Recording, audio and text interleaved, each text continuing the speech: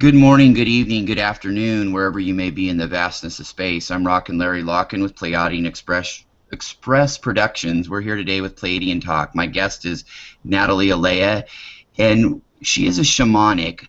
And what a shamanic basically is a female definition of a shaman. And we're going to talk about, today we're going to talk about Atlantis, we're going to talk about the elementals, we're going to talk about fairies, the Danon, and how that all ties into the Pleiadians and Atlantis and Lemurian times. Natalie, welcome to the program. How are you, all the way from Ireland? Hi, Larry. Thank you. Yep, it's gorgeous here today in Ireland, and I'm delighted to be on your show again. Or first time, sorry, but I was on your Cosmic Awakening show. Yes, you were, and you did an awesome job. That was a very good show and got a lot of rave reviews. And yeah, it's about 3:07 a.m. in the morning here, which would oh boy, which would justify my tongue twisting here, but the sun hasn't come up yet, obviously. And so I've been really wanting to talk to you again about, and just to kind of expand on some of your knowledge and go into what we're going to talk about today. And if you want to start and just kind of start that bridge to tying in all the subjects. Yeah. About. Okay. Perfect, thanks. Yeah, I love talking about the fairies, and there is a lot of misconception, I think, because there's a misconception about like what the fairies are in Ireland and England and what they are in other countries. And there is a lot of myth and native lore here in Ireland and England that is kind of different about how they view the fairies. And so the usual, I guess, like what people think of fairies, they think of these little winged creatures. Yeah. With like, and it's lovely. I always see those as sprites or elementals, and you can have, flower fairies, water sprites, tree sprites. These are little, like, almost like elementals. They work in the elemental field. And they can be viewed as like these small winged creatures. I connect very much with the elementals and the sprites, and I work with them a lot in my work as a shamanka. But they're something else, and we can talk about them later. But the fairies in Ireland were actually a race of people, the gods, and they were called the Tua de Danon. And that is the tribe of the goddess. So they actually honored a goddess who was called Danu, and that's why they're the Danon, of the goddess. And they came from the west, and people think it's Atlantis. And they are here even now in Ireland and England at Avalon in Glastonbury. And it's like there's a veil separating them from us. So there, all the little fairy stone circles and the places like, Stonehenge and all these different places are places where they are currently living, but we just don't see them. There is a veil. It's almost like they're in another dimension, but yet they're here. But yet, don't you think that veil's thinning? I know, like, we've talked about this before, and the Tree Nation and things like that, and I see these elementals around all the time, and I really think too, and I know we've talked about this before, that they're Pleiadian energies, but we can get to that too. But that veil seems to be thinning, don't you think? Or at least it is, and they're showing themselves more. And there's certain times of years and certain, let's say, ceremonies where the veils thin and people can see them. Bealtaine, which just happened in the 1st of May, or May Day. In Ireland and England, it's a big day for the goddess. It's equidistance between the spring equinox and the solstice. Oh, okay. And it was an honoring of the goddess, and it was actually like it was like the god and the goddess came together. It's like a marriage of the male and female, the god and the goddess on Bealtaine. And it's all about, let's say, getting the harvest and honoring for the next year that there's a good harvest, and it's the marriage or the uniting of the divine male and female energy. And on that day, the veil thins, and you can see the fairies. Now, how I have seen the fairies, I see them sometimes as, and I mentioned this before, little sparkly lights. But it's like, that's not to say they're little winged creatures. That's how I sense let's say, the ripple of their energy in this dimension. Great point. Yeah. That I can tell they're around when I start to see little sparkly, lights. And some of the local lore about them, so they're like us, they look like us. They're just, again, in a different dimension. You don't want to mess with them in their fairy forts. You're not supposed to, like, they have fairy trees, which is like a hawthorn tree in the middle of a field. It could be a whitethorn or hawthorn. You do not cut down these trees. They're fairy trees. And if you do cut them down, you'll get bad luck. And there's even a story in Ireland where the bypass from Limerick to Ennis was made, and they wanted to cut down a fairy tree, and they refused, and they moved the road. They replanned the road. People absolutely refused to cut down the fairy tree to make this road bypass. That happened about 12 years ago. Yeah. So, they really respect the fairies here, and they have their special things that are here in our world, like their stone circles and their fairy trees, but we have to respect them. We're not supposed to, cut them down or, hurt them, but you can interact with, you can leave offerings for the fairies. You can leave oatmeal and milk and whiskey. Yeah, they love the whiskey. Yeah. And like if you, so, and also like, the stories, I don't know, maybe even you've heard of like the changelings, where they say the fairies would take a human child and leave one of their children. Yes. That's because they look like us. Like they're not little winged creatures. Do you know? Yeah. So, but that's just another story. But okay, going back to, so they have special powers. They are working in a higher dimension than us. They are very connected to the land. And I do believe they came from Atlantis, and they're originally Pleiadian. Yeah. Now, I think other people have talked about. You mentioned? So, who else has talked about the Pleiadian connection? You know what? I was talking earlier in the pre-show to you about Michael Arian from Ireland, and he has really talked about them and their connection a little bit to Atlantis and Lemuria, but he mainly focuses on them being in Ireland, from what I understand, and he doesn't really talk about them being associated with the Pleiadians, but I kind of can read the undertones in what he's saying. Yeah. It's really, and then what you're saying too, it ties together that either that missing part that he's not speaking of, or that he's just not aware of yet. But that's kind of how it works. We all flow off each other's ideas, and yeah, I think we all hold a bit of the truth. Yes, exactly. Yeah, and put it all together, and it makes a vast canvas. So yeah, I do think that the Pleiadian, like they probably originally came from the Pleiadians. They've been here for a long time. They were here way before, and they are the Danan in Irish. The way that they worked there was they called them the Dre, D-R-E, and that's where Druid came from. Okay. So the Danan practiced Dre or Druidism, and that is what then was taught to, let's say, the Irish people, and that was here for a long time, the Druidic culture. And again, it was honoring of the goddess. It was a goddess-based, system.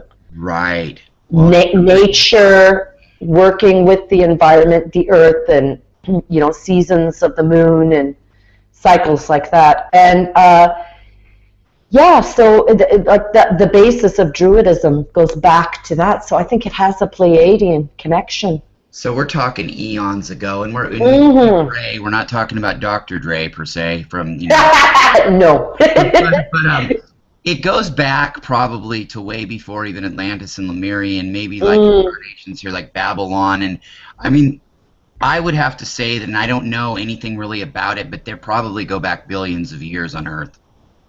I think so. I have heard, actually, I think I was watching some. I think it was a hangout with Andrew Bartzies. I don't know if I'm saying Yes, the Bartzies, yes, and fact, yes. and he was talking about how Ireland was a landing site originally, but it's all out in the water for the people from Atlantis. Gotcha. I can definitely vibe. And when he said that, I had the like, you know, let's say the recognition or the chill, you know, when you get those goosebumps, and I thought, yeah, those were the Dedanin. You know, if you want to call, like, maybe the Dedanin, that's the name that they have here for them. That's been, but you know, it's the same as Atlantean or Atlantis. Exactly.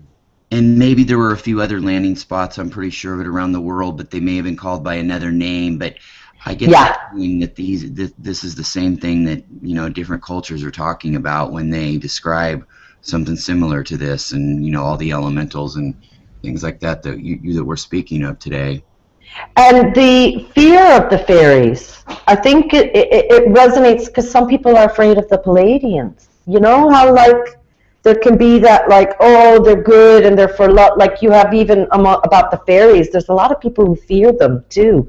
But, like, I think just like anything, this world has duality.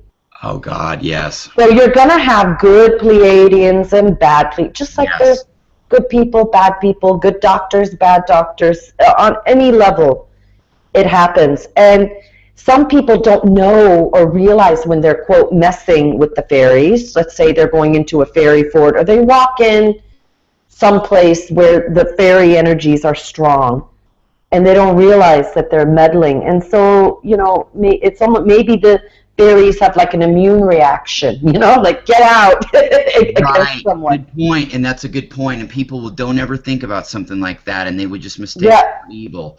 And exactly. They're protecting their home. Yeah, that's it. They're protecting their home, and they're just like, get out. And then, you know, the stories or the myths then generated were like, oh, they're, you know, you got to be careful, or they'll hurt you. Yeah, doom and gloom. It's the devil, and it's Satan. It's anything dark you could ever dream to imagine. Oh, I can only imagine the endlessness of the creativity of that dark kind of mindset. And it's agenda based. You know, you talk about good and bad Pleiadians, and the bad ones too. It's like, it's not that they're completely demonistic evil, but they're agenda based. You know, so there's so many intricacies that go into it, just like with anything. And who's to say what their motive is? But they're here to clean the earth, I really feel, and to protect the earth and live. And that is what the fairies are all about. Yeah. They're very earth-based and about protecting and connecting with the earth. And I think, like, you know, there is, like, you know, the stories of, like, you know, St. Patrick and getting rid of the snakes in Ireland. That was all about getting rid of Druidism, disconnecting the Irish from the land. Yeah, a double deception kind of a thing. I can see that. And then putting in this Catholic imprint. Yeah. You know, and whole story here. But all over the world, it was like really the big disconnect was disconnecting people from the land and the magic. You know, they really almost, like, it seems like, brainwashed people to not believe in magic anymore. Totally.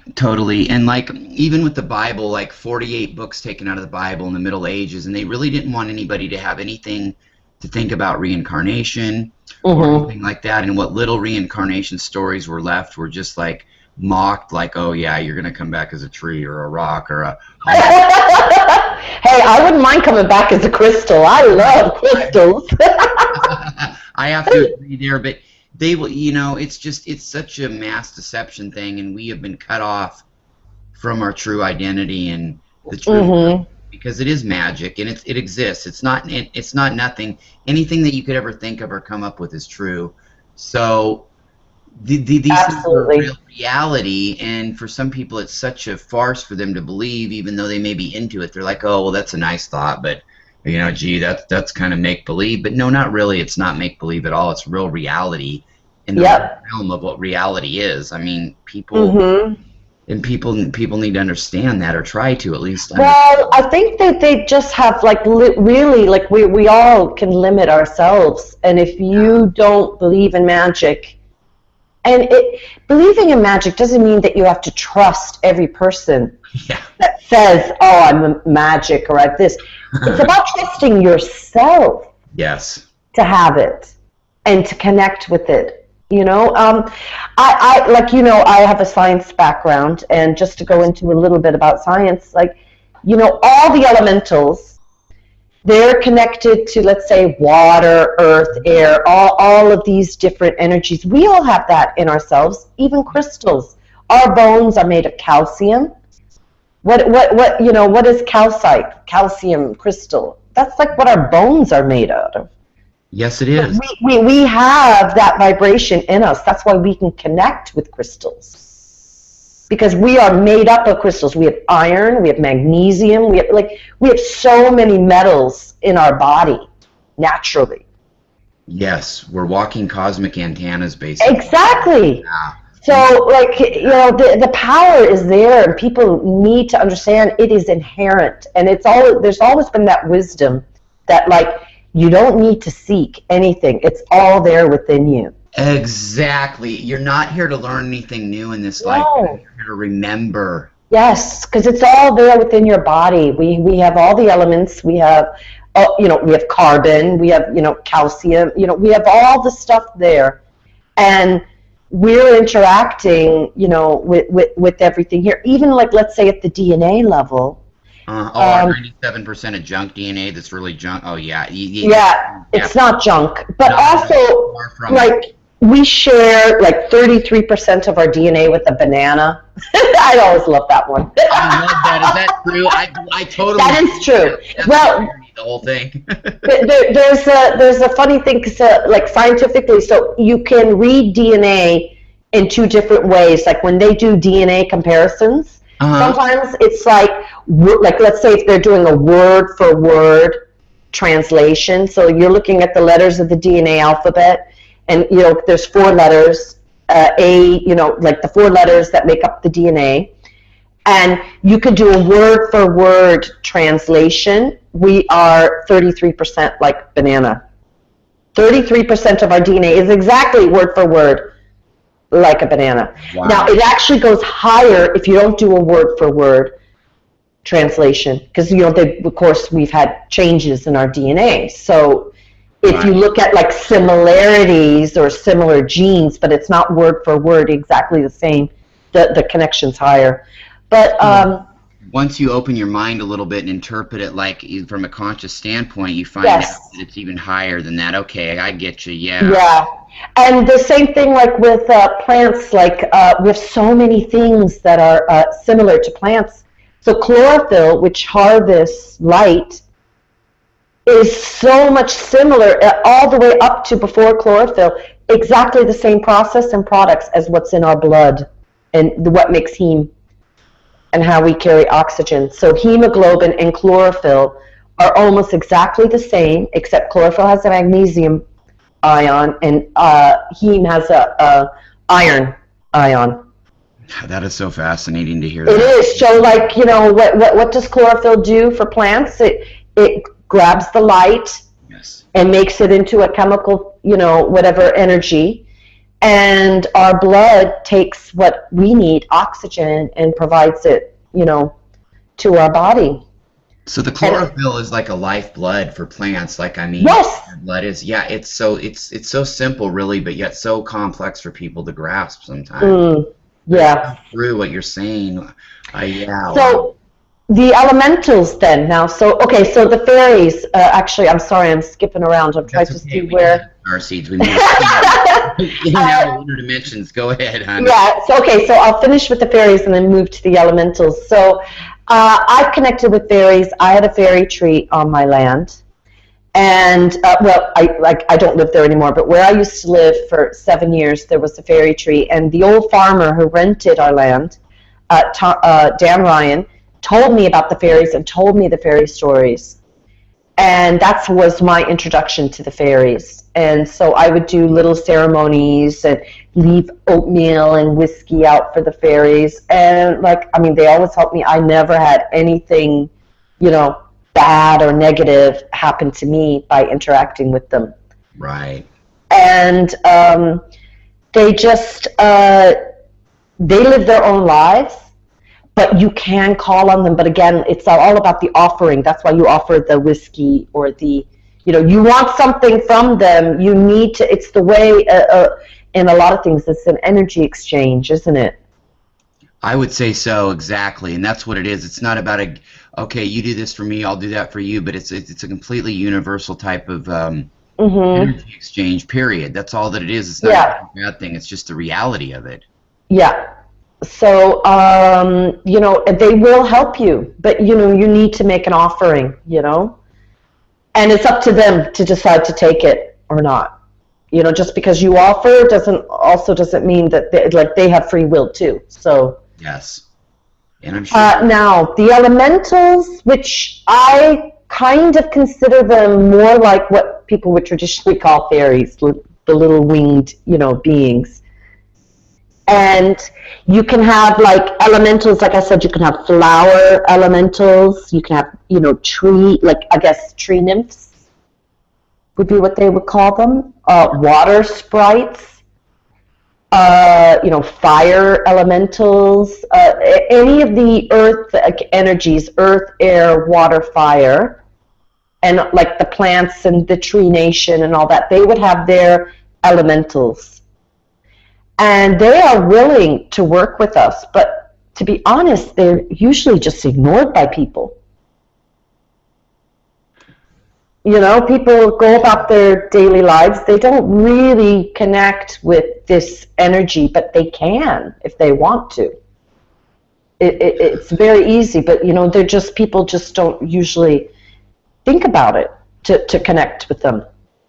No, not at all. And then if they thought about it for a second, the next step of actually going there is probably... Well, I think, again, it's about the magic, not believing in the magic or going, oh, it's my imagination, or I thought I saw something out of the corner of my eye, but I'm just going to ignore it. You know? God forbid, if they didn't see it in 3D, it can't be existent, where they'll be like, it was just my imagination. Once again, running away with them. Yeah, but the reality of it is it's real, and they get hung up on words, even like they hear magic and they don't see the beauty in that. They think, oh, well, yeah, what a hoax. Okay, well, there's got to be... Yeah, they're so busy. Well, there are a lot of people that are like, let's say, con artists or whatever. I mean, use your discernment. But I think when people think about magic, they seem to give it away to other people instead of going, I have magic. Yeah. They don't believe in themselves. It's like giving power to somebody. You want to give power over to a guru, but you are your own guru. Exactly. Yeah, you want to hang on something everybody else says, and it's a real problem. Some of the great leaders have thought that too. Their one worry was that people were going to get hung up on them instead of their message, and it happens over and over again because people maybe are afraid of their own power.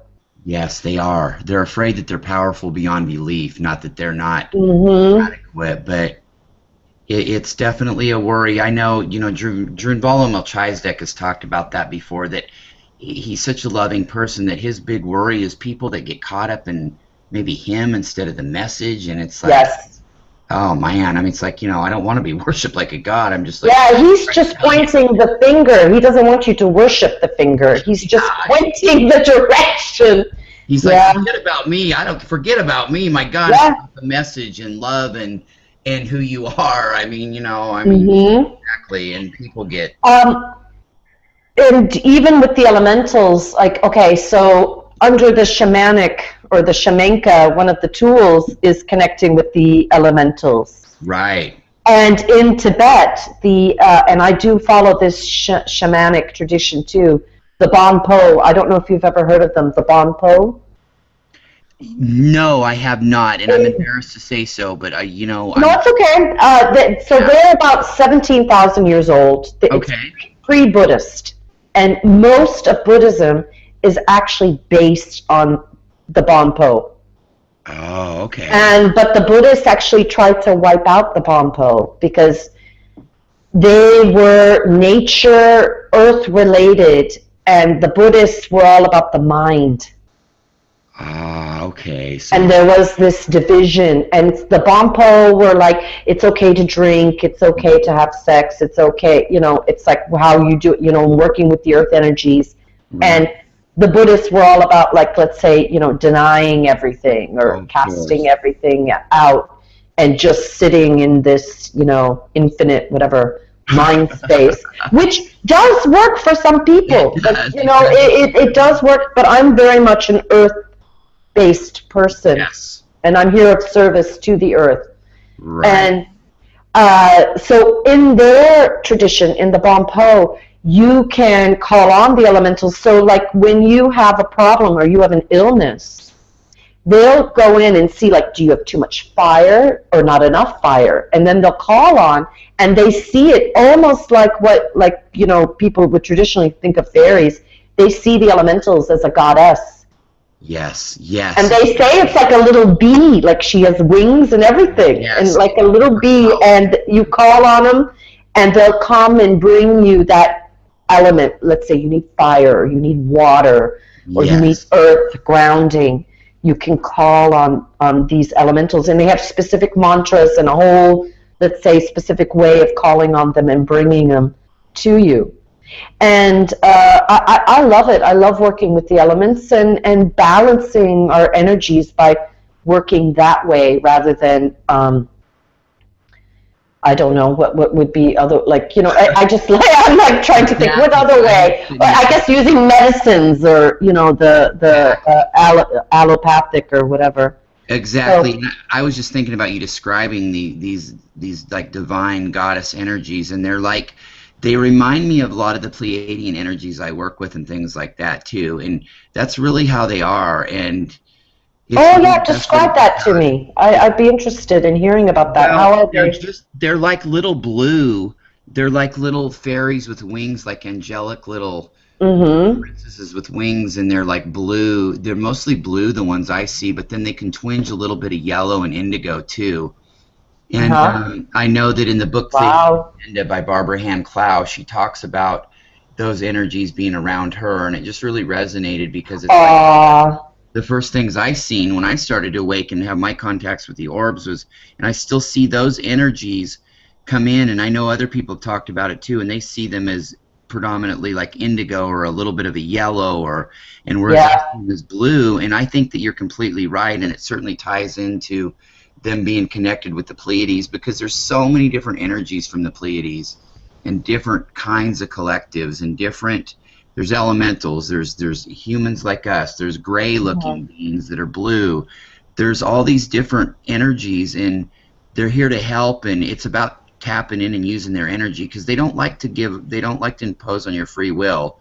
So it's like you said, an offering, or they Yeah, you have to ask. The offering is like you asking, and it's their right to say yes or no. yes, exactly.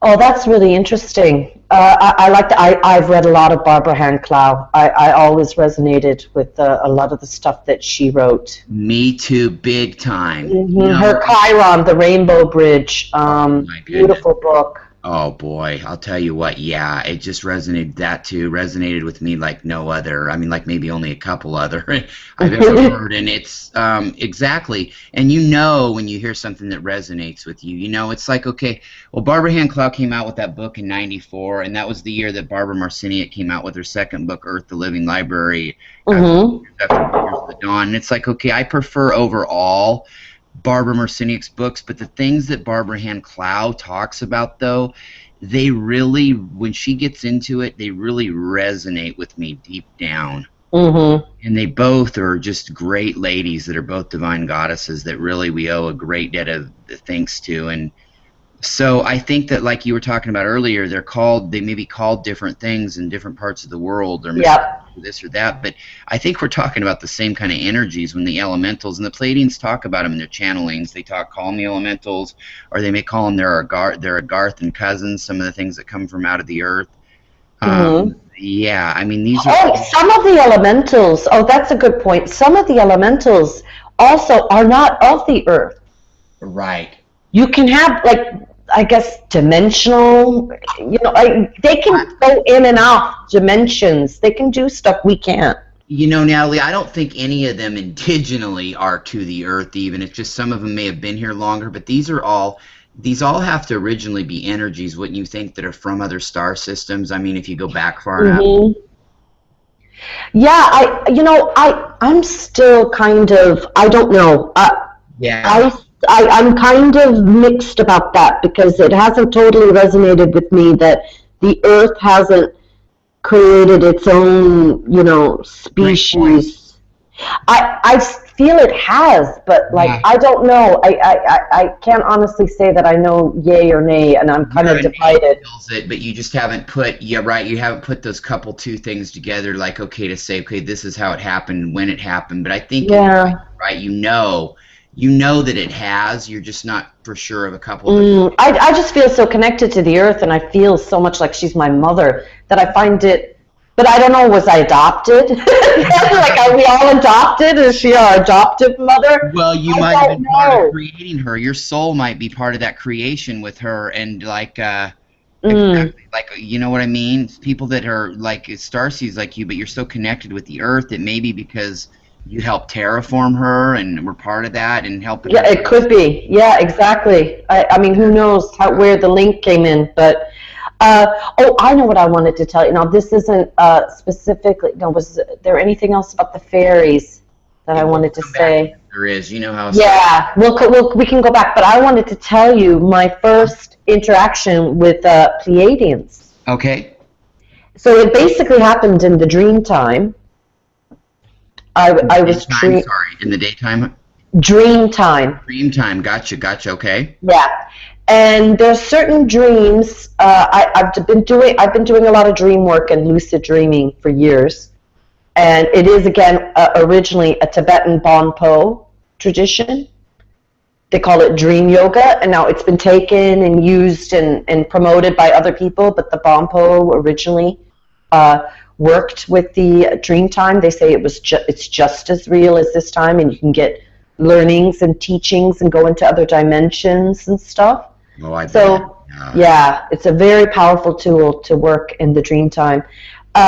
So I was in, actually it's kind of funny, I was in a church. I was sitting in the audience, let's say in the seats with my family and friends around, and there was a little girl up, like standing on the altar in front of people, and then this big shining blue person, like he was huge. I don't even know if it was he or she, to be honest. Came in from behind the girl, and it was shining bright. I could almost not look at it in my dream. And he put his arms around me as a little girl and hugged me. And all I felt in the dream, I just got this wave of love. I was just like, oh wow. And I felt so protected. Wow. And then these other people started coming in, but their light was so bright that I couldn't see them, I just saw this shining light, and then I woke up, and then I started looking online. I was like, who are these blue people? Who are these blue people? What did you find out? And that's what I found out, like they were Pleiadian, but like I also connected, like they were saying that like in Hindu or those kind of things, like Krishna was always represented as being blue. Yes, and I've heard even the Syrians a little bit, which are a cousin race kind of the Pleiadians. They're more of like a space, kind of an Indian race, but they're star beings too. But yes, I agree. And it kind of, Barbara Hand Clow and Pleiadian Agenda, kind of that feeling that you're talking about in that dream, it's kind of the vibe I got from her when she was talking about that. And so, like, I think you discovered that through a dream like that, and then she remembered that through a channeling, and it's like, exactly. I mean, these are pure love. It was like I remember I was like on a high for like weeks after that dream. I felt so supported, loved, held. Exactly. And I've also heard people describe it like that though too, like you just did, so bright and so light and full of love. Mm-hmm. It was almost too powerful to see. It was. I couldn't like keep looking at them. Their light was shining. Yes. So bright. And your vibration better be high to be able to deal with that, Yes. Yeah. Big time. I've heard stories of people astral traveling to cities on the Pleiades and different planets in the Pleiades, and it's so bright and so full of love that it's really almost hard to take for more than a little bit, you know? I can imagine because it probably starts to, we are lower density Yes. beings. And I think one of the things, actually talking about that, being lower vibration isn't a negative. No. It's just how it is. It's just what these elements and what we're made of and what this reality we are. It is a denser, lower vibration. But I think we need to accept that too. And that, like, from there, yes, we're going to rise up, ascend, however you want to say it, to bring more light into ourselves. You're right, and how can we do that without first coming to the reality and accepting, for not a good or bad reason, but accepting that we are of a lower vibration here, and any angelic being that incarnated here in a physical body would be too. I mean, it's just how it is with density here.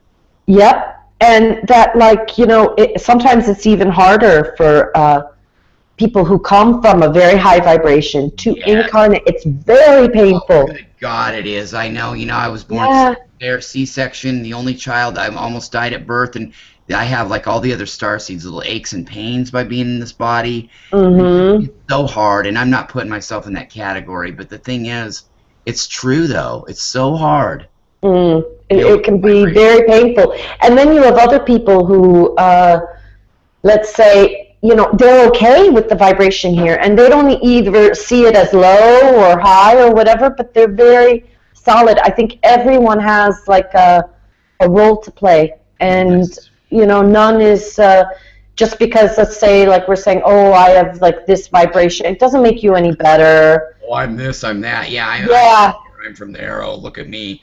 Yeah, the moment you get hung up on that, you need to go back to the drawing board. And everybody's on their own pace and at their own on their own mission, and it's all valid, and nobody's more valid than the other. It's not about that gets in. Even if you think that, you're getting into that separation mentality. And because we're all working here together. I always think too that there's some people that are like holding energies at different levels, and they're needed. Yes, you bet. Yeah, I mean, we need people to do that work like that. I mean, I can't, I'm thankful for them. I'm so thankful for them to pick up the slack at those other levels. My God, what would we do without them, Yeah, exactly. And they have a purpose too. But I do think that, like, the biggest thing is that I think facing humanity, and I think I mentioned this in the Cosmic Awakening show, I think post-traumatic stress disorder. Yes. Is the biggest thing affecting humanity, affecting our DNA for generations. The biggest issue right there, you just hit it right there. If we were ever going to talk about an issue, let me tell you something. Most of humanity has that, and they don't even know it. They don't know it. Myriad times.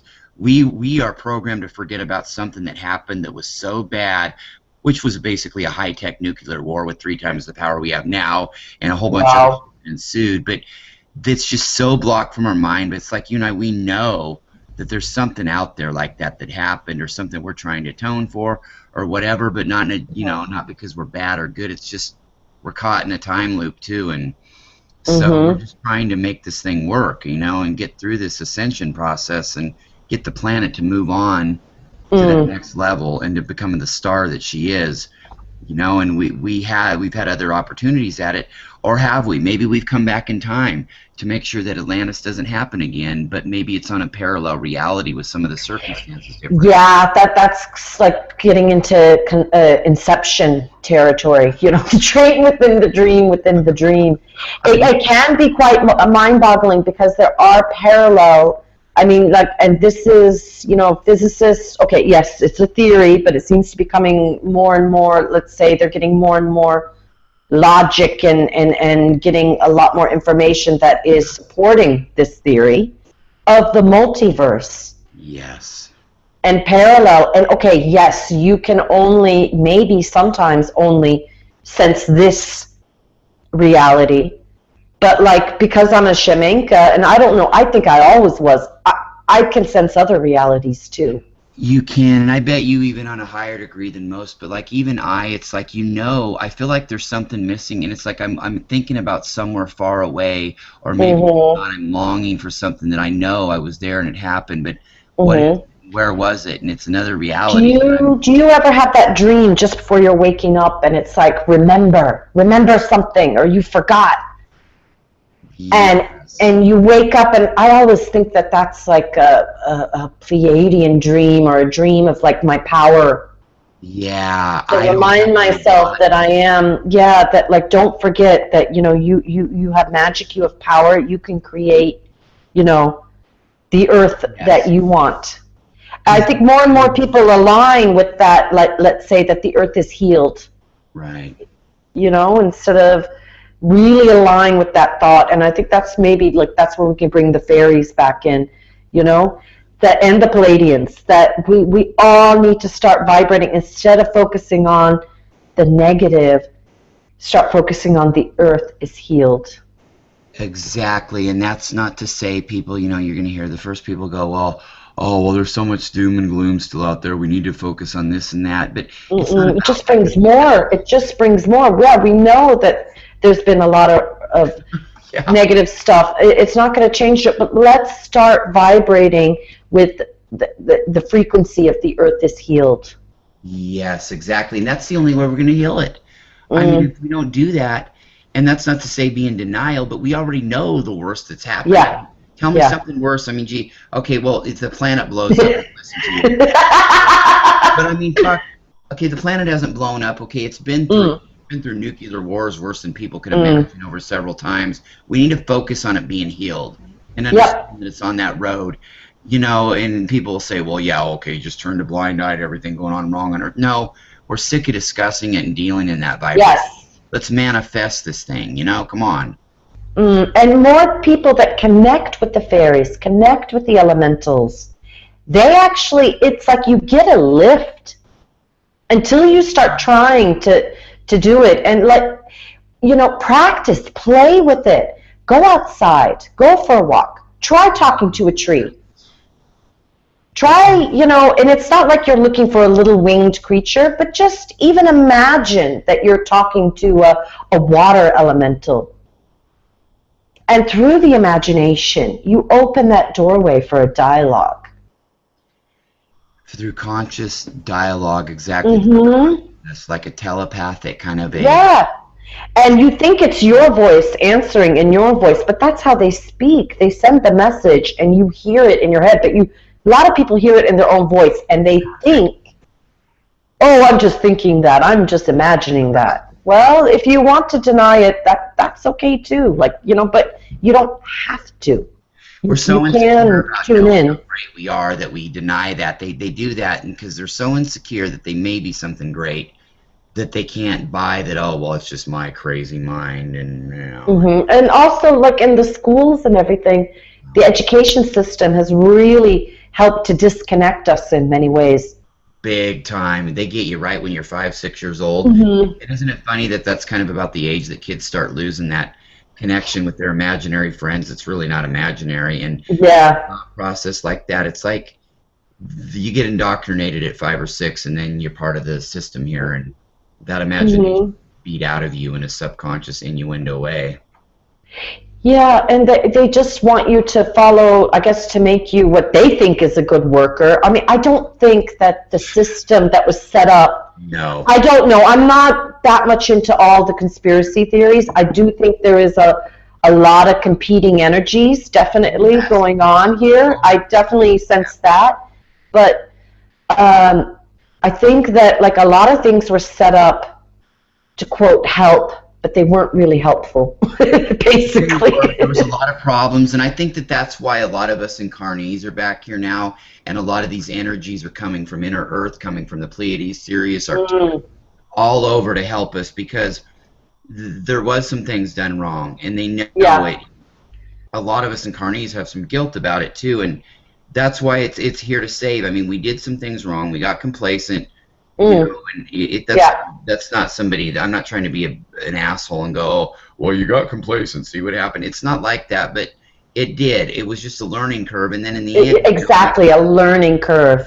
maybe that's just what it's all about, you know? And if it was PTSD, it makes so much sense for that many I mean, they know now scientifically, they've shown in like experiments that PTSD can be given for 4 generations. Oh my God! So that tells you right there. If they're willing to even concede to that, I didn't know that. I mean, that tells you it's eternal then. It's been going on. So like, if you think like, so whatever stress that your parents had, you're passing it on to the next 4 generations. It's going to go on for 4 generations for that stress. So we really need to work on de-stressing our lives now for everybody, because we're just passing on. We have this like thing of stress. It activates genes that we don't even, you know, we shouldn't have activated.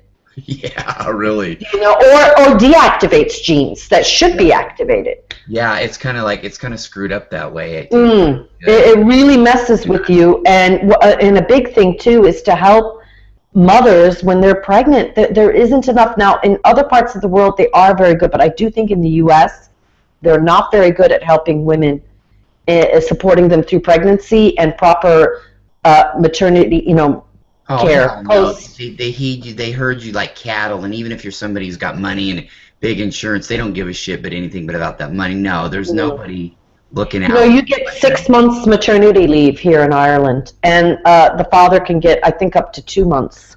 Yeah, you'd be run out of the office for asking for 6 days in America. No, I mean, no, seriously. Yeah, I had my children in America now before I moved to Ireland. Okay. And I had 6 weeks maternity leave with both my kids. Did you get a guilt trip even about? Oh, it was so hard. And then I moved here, and at that time, 15 years ago, it was like 4 months maternity leave, and now it's 6 months or something like that.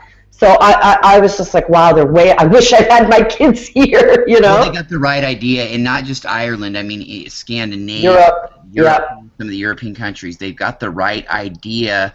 Yes, they may have their issues, but they've got the right idea about how to treat people in that way. Well, you're creating a new life, and it should be stress-free, because any stress that the mother is experiencing will affect the baby. Exactly, and it's such a... And we don't need to keep creating next generations that are stressed. I know, and even beginning. Are worried about the money, like the illusionary money, like these controllers are. It's like, okay, well, you know what? It'd save you a whole hell of a lot more money in the long run if you would take care of people the way they need to be taken care of. Not that money's not a complete fucking illusion, but still, at the same time, if they had any sense and wouldn't let their ego destroy them, they'd realize that by doing this, they're actually going to help themselves financially in the long run. I mean, yeah. When you follow your passion, it really does kind of generate, like, okay, so maybe there'll be a time where you're not, let's say, making money. Right, exactly. There's sometimes a lag period.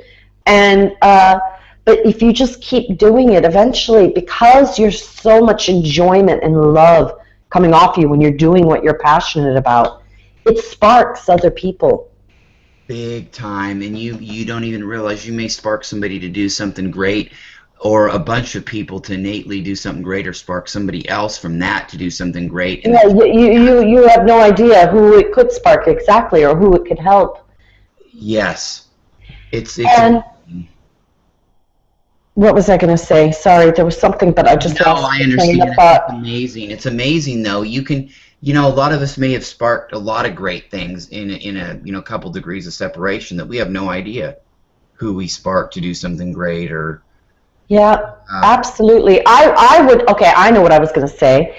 I think people should start connecting with the elementals and the fairies. I think fairies are everywhere. I don't know if they're. But I do know that there are like so many fairy forts in Ireland and England. Like you can't walk 1 mile in Ireland without coming across a fairy circle or a fairy ring or a fairy fort. Right. You know, they're very high concentration here, but I do think they're everywhere, and they're just in another dimension, and they can help us. But the veil, like I said, the veil got very thick for a long time. They probably needed to, because we were probably so low vibration. That, and we had other forces controlling it with frequency control, both, and it's so they were really like out of sight, out of mind, because they know they needed to, and also we were being mass controlled by a lot of frequency vibration. Yeah. Still are, but starseeds are kind of awakened and immune to that a little bit, and so, but the veil is thinning anyway, and yeah. So maybe I'll do just later. I'm just getting the message now that I'll do a little fairy meditation later and post that. Love it, yes. To connect to the fairies, maybe do a little guided journey. Yeah, that really resonates. To help people connect with the fairies. So I think I'll do that. Okay. After we're done, and I'll post that so people can use that to connect with the fairies in their locality or the elementals or whatever, and listen to that and tune in. And yeah, like I said, the fairies are very connected to the earth. They are in a higher vibration, yet still here. So we connect more with them. It's going to raise our vibration.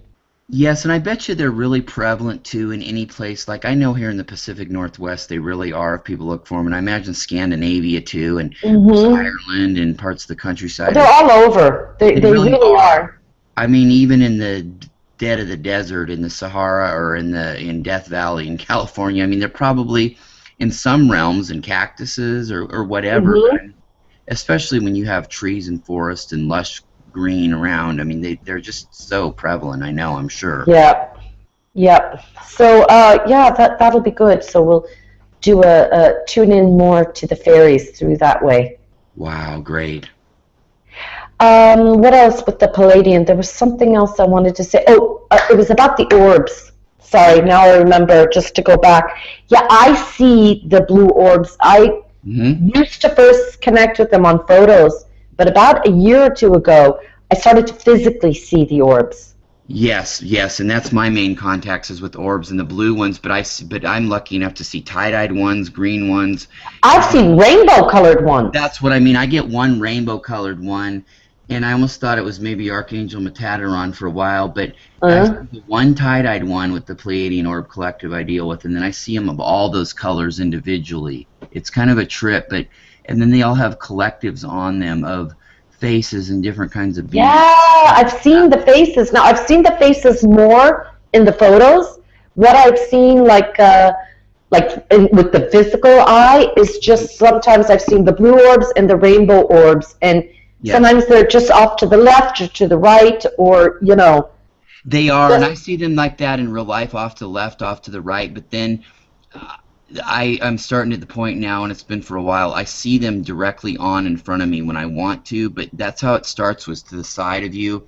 Because that's what I was thinking. I was thinking I must be having to, I don't know, so maybe you can help me with that. So how did you get them more to focus in? Boy, I wish. I'll tell you what, Natalie. I wish that I could say it's really weird because it happened like that, and then all of a sudden, I would learn to position my eyes just right and see them come more into focus. Whether I needed the guide of a little sunlight or a little light from another room coming in, from a light in the house, even actually.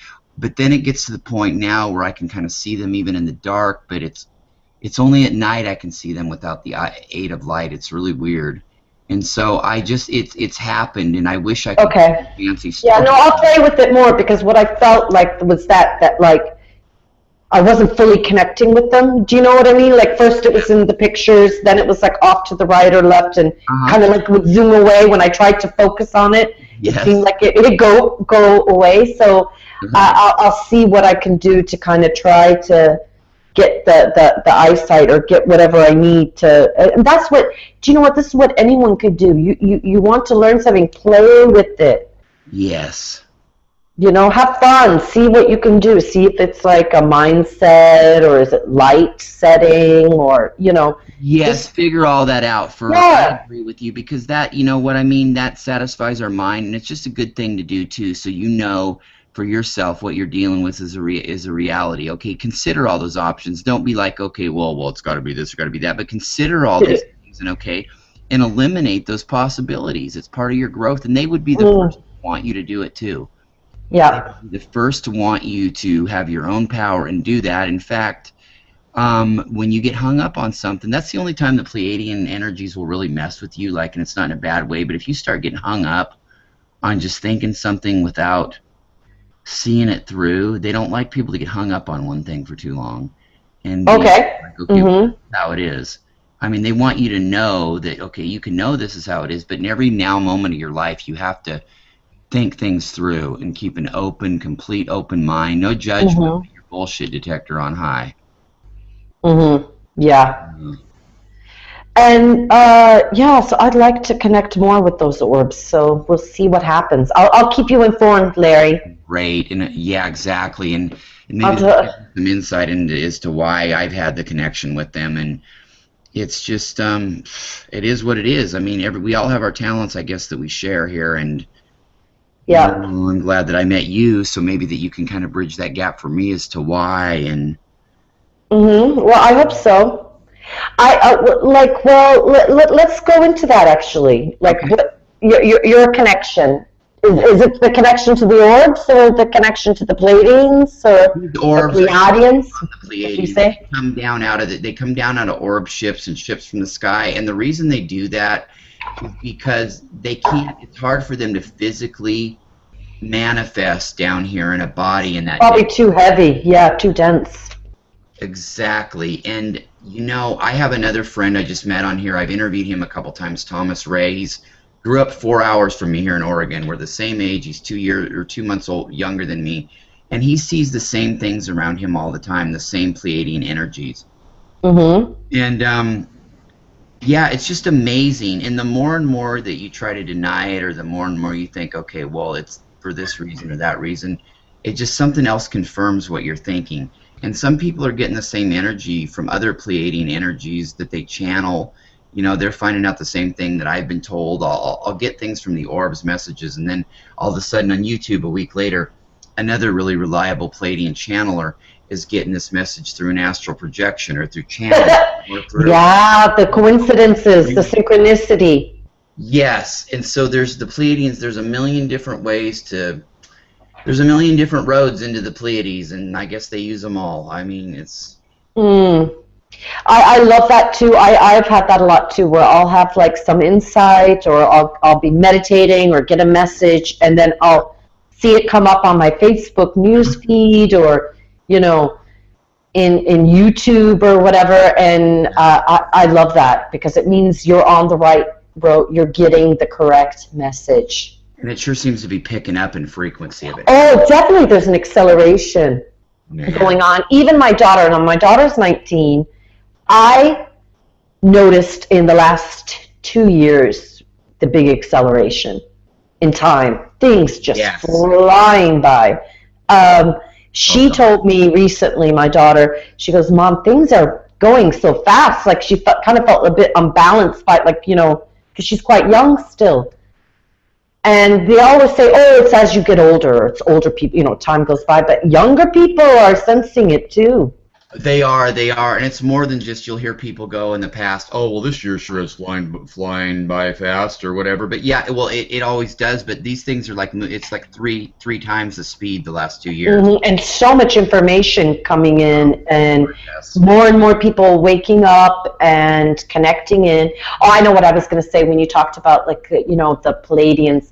I have a story that, like, I was substitute teaching in a school here in Ireland, and one of the kids said, oh, ma'am, you're away with the fairies. And I said, thank you. I love the fairies. Absolutely. It was like, I actually see it as like, I don't get offended because I know the fairies are around me and that I connect with them. And it was like, thank you for acknowledging my connection to the fairies, you know? Yes. I love it. Yeah. Yeah, it's great. I mean, it's just amazing, and more people are awakening to it, and you know, and it's that's what we're kind of here for, is to. Yeah, I want to be of service and help people to connect, but do it in a grounded way. Yes.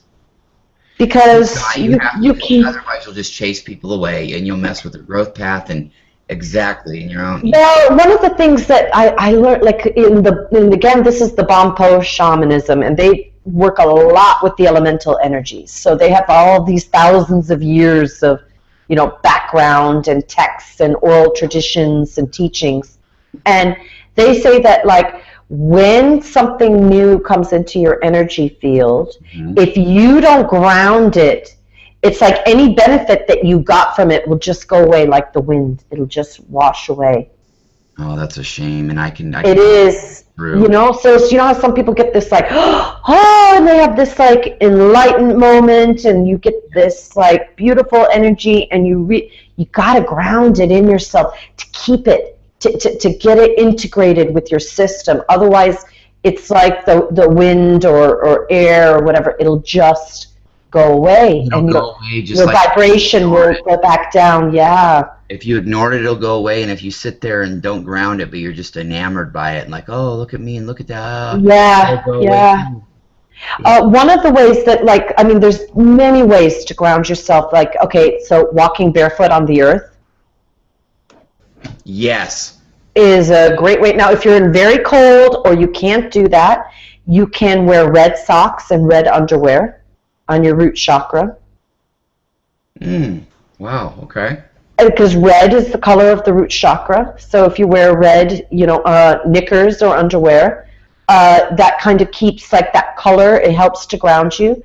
Now this may be upsetting for vegans or whatever, but eating meat, right, can ground you. The other ways to ground yourself is really to like, sounds kind of funny, but it's like really enjoy the everyday things, the everyday routines of life.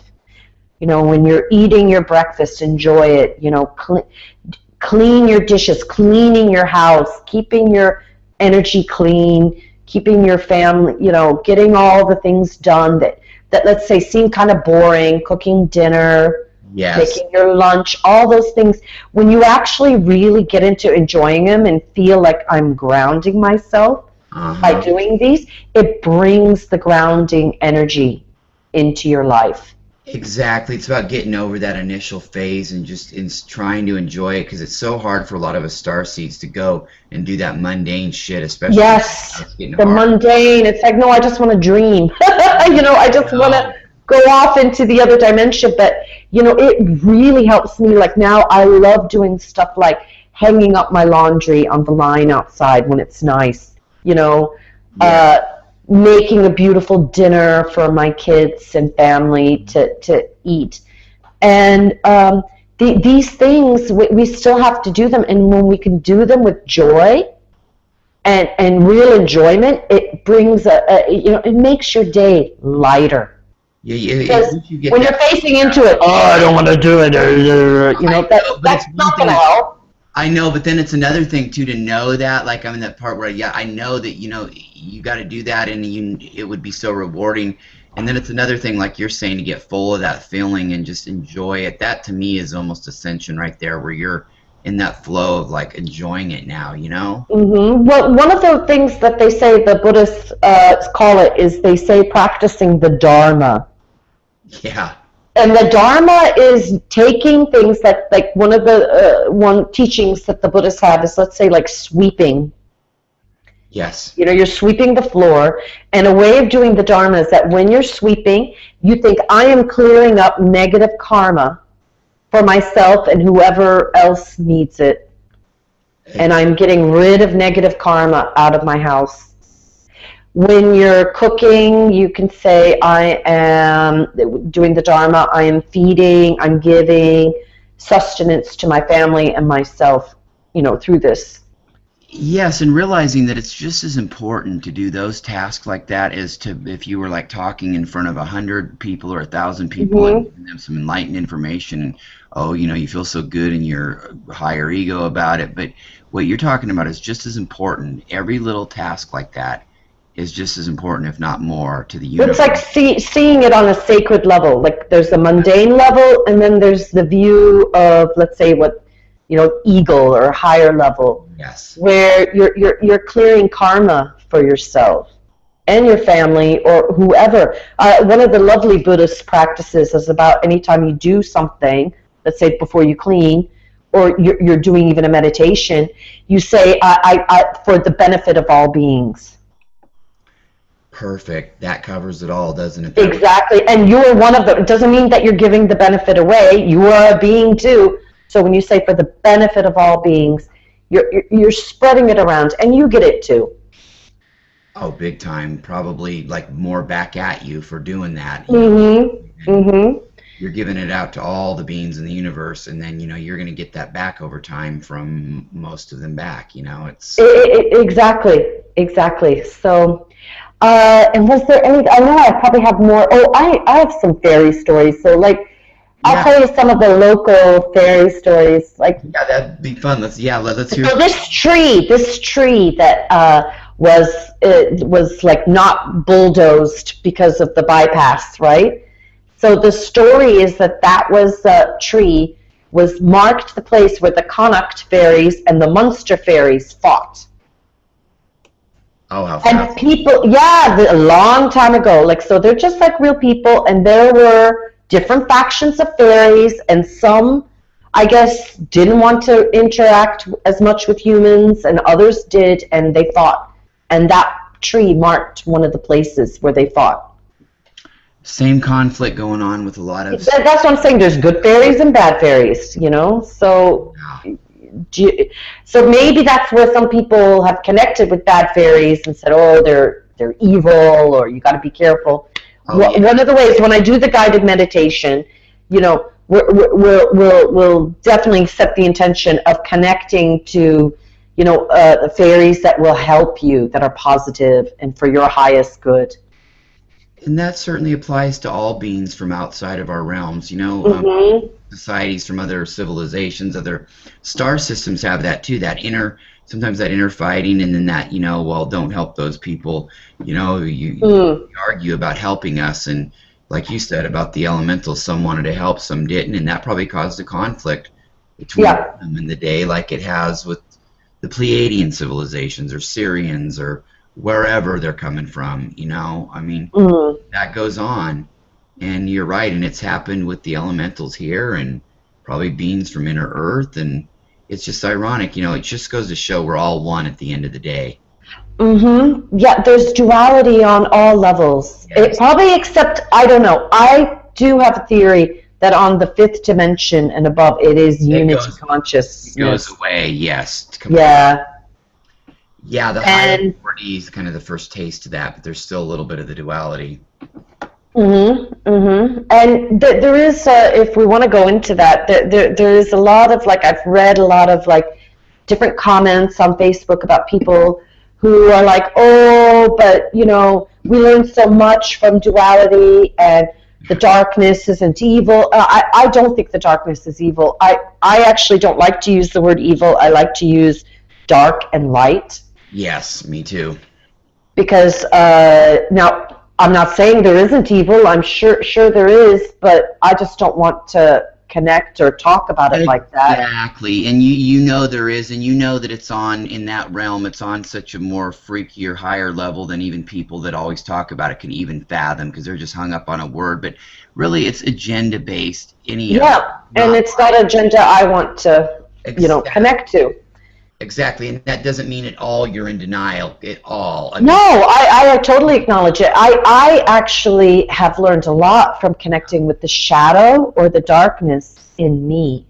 You learn that, yes, and you learn exactly. It's all about a lesson, and those are, you learn to love that part of yourself, or those shadow beings that you feel for them, and at the same time with staying in your zone and understanding what's real and what's not real as far as deception and yeah, it's about keeping in your zone every now moment you're in.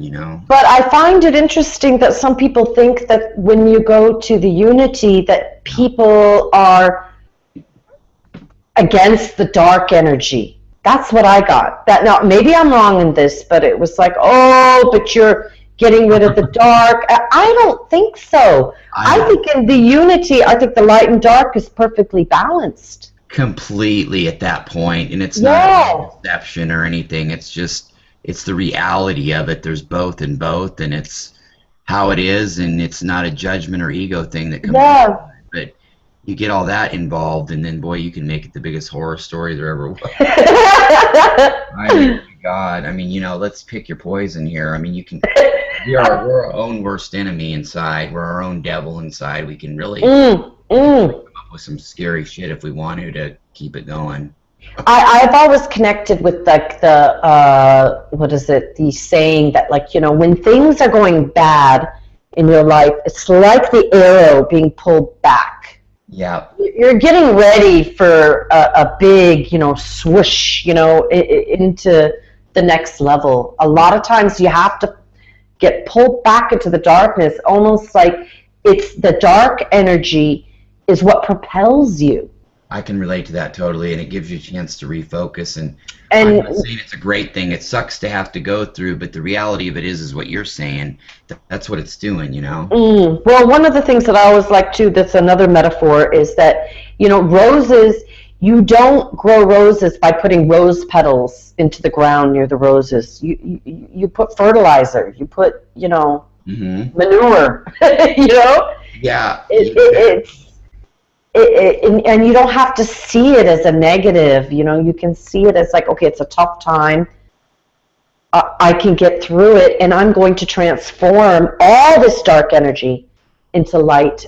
And then you actually get more light in your energy field Yeah, and afterwards. exactly. I mean, it's either that or during that scenario, you fall into that trap and you just doom and gloom, and this is how it is. I mean, why not take the chance and do it, even if you don't believe in thinking that way, what you're saying? I mean, take the chance and look at it that way, you know? I mean, you don't lose when you're in that situation anyway.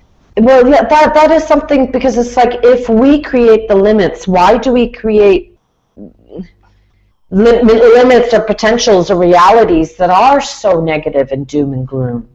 Because we're such neurotic beings with all all the manipulation we have in us. We have these angelic beings, star beings in us. We have the reptilian. We have all these energies, and we're like in this inner conflict. And it's like, yeah, it's almost, if it wasn't so sad, it'd be comical to talk about.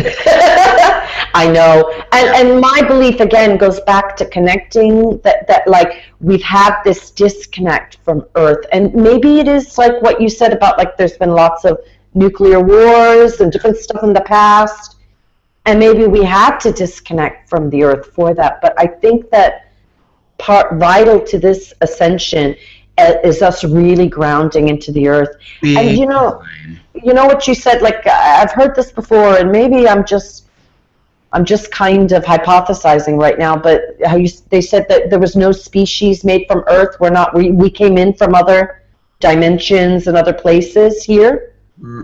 Is that the current? Is that a current hypothesis or theory?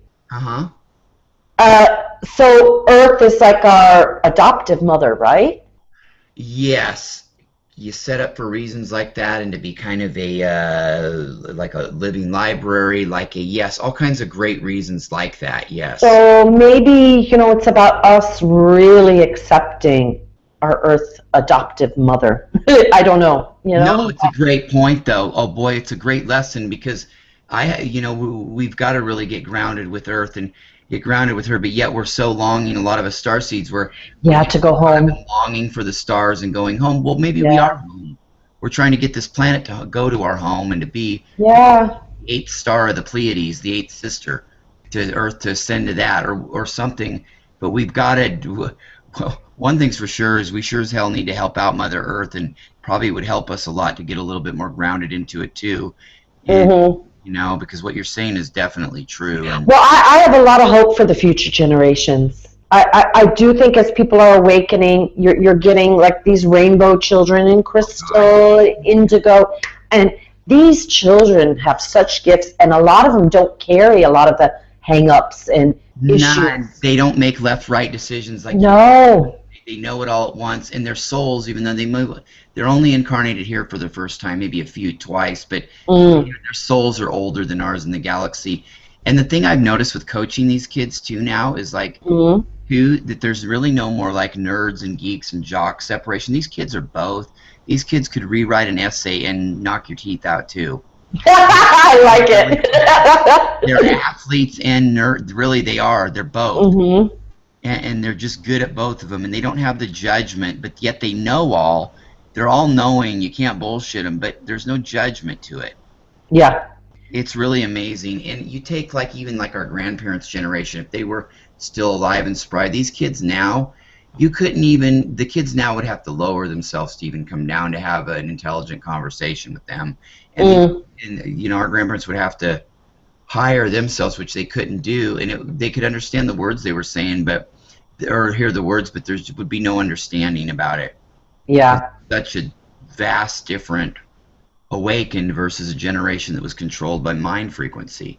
Both pure great hearts, both those two generations, but at the same time, one manipulated completely by frequency control and not being awakened even in the slightest, and one that's controlled. Yeah.